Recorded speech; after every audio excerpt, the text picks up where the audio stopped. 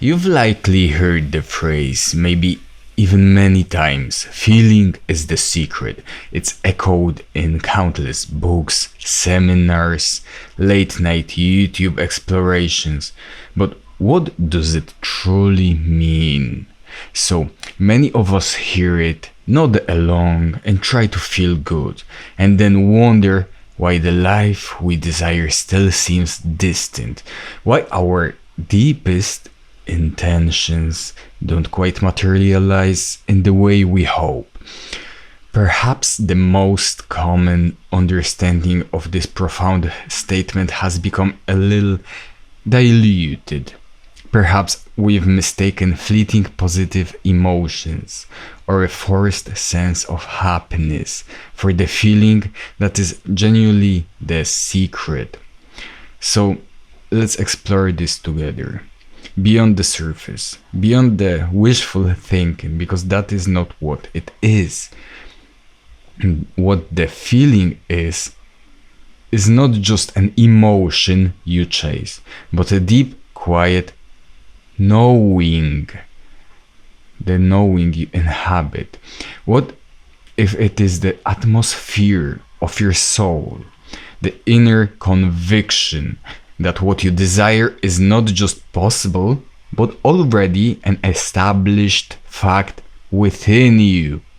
You see, the feeling that truly acts as the creative secret isn't necessarily a burst of ecstatic joy or a wave of intense excitement. It's all of those. It's peace. It's the bliss that comes with you everywhere. Though those feelings like bursts of ecstatic and intense excitement can be wonderful, more often it's a subtle, pervasive inner state.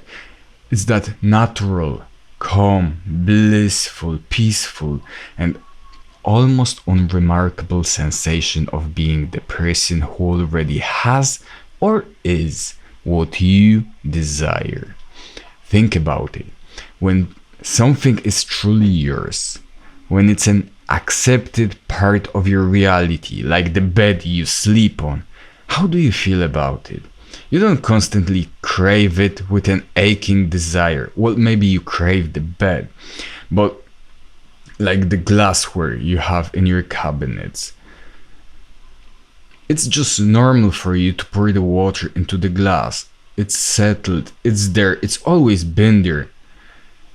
It's a quiet confidence, an internal nod of yes, this is so, I have this glass, right? But you make your desired reality to be like a glass which you don't have, as if you were always drinking from paper or plastic cups, and your desired reality would be a glass to pour your water into. But you have to make internally the desired reality to be a standard, such as this glass is. This is where many of us get sidetracked.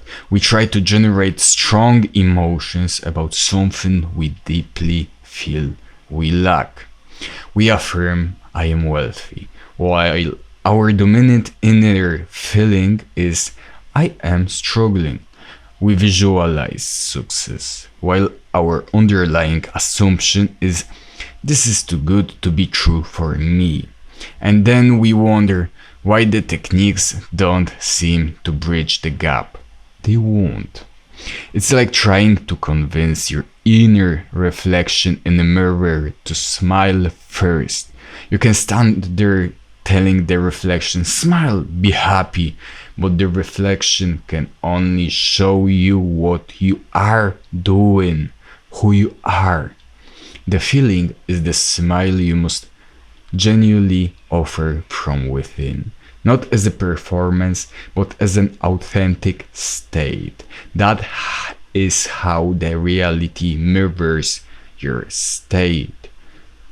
That deep internal shift is what the mirror of your reality faithfully reflects. So, Why is this kind of feeling the secret?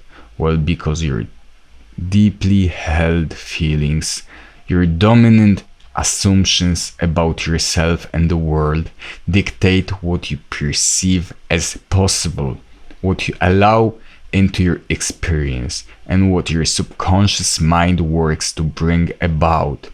If your inner world is one of settled knowing that your desire is a fact, your external actions, your reactions, your opportunities, everything begins to align with that inner truth, often in ways your conscious mind wouldn't have orchestrated. One common pitfall is confusing this profound feeling of the wish fulfilled with intense needy desire. See, it's not wishful thinking, it's wish fulfilled. When you desperately want something, you are often vibrating the lack of it. It's like shouting into the universe, I don't have this. The true creative feeling is much closer to the satisfaction, to a gentle knowing, to the peaceful relief of having already arrived. This subtle shift from I want to I am or I have. Write that down. You do not want, do not say I want. You say I am, I have. That is a standard part of me and my life. Another trap is forcing it. You cannot bully yourself into feeling something you fundamentally don't believe on a deep level. This isn't about plastering a fake smile over inner turmoil. It's about gently, persistently cultivating an inner atmosphere. See, you want to embody the person that is aligned with the life you want for yourself. So, how do you cultivate this authentic feeling? It starts with your imagination. This is the workshop of reality. Dare to imagine your life as if your desire were already an accomplished fact. Don't just see it, feel it. Feel what it would be like to live that reality. What would your dominant inner conversations be? How would you carry yourself? What would feel normal to the version of you that is it, has it? Spend short, consistent moments dwelling in that imagined state, not with effort or strain, but with an ease, with the ease of slipping into a comfortable, familiar room. The goal is for this new state to feel increasingly natural, increasingly you. It's about shifting your energetic home base. Think of this like that. If you were baking a cake and you followed the recipe, mixed the ingredients and put it in the oven, you wouldn't keep anxiously opening the oven door every 2 minutes, worrying if it's baked.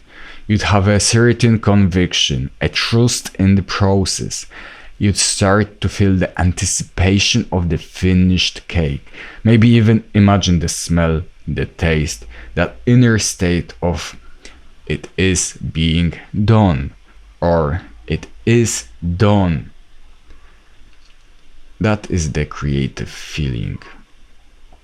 So the true secret isn't a magic trick, isn't an invitation to an internal transformation. It's about understanding that your dominant inner state, your deep-seated feeling of what is true for you, is the blueprint from which your life is built.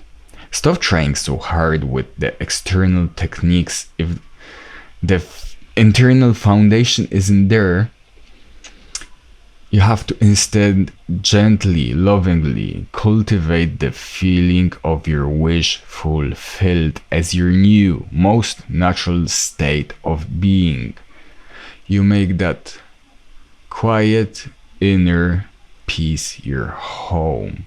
You dwell there and then watch with wonder as the world outside begins to rearrange itself to match the truth you've established prior within. Because what you consistently feel as true with deep conviction has no choice but to become your reality. That truly is the secret.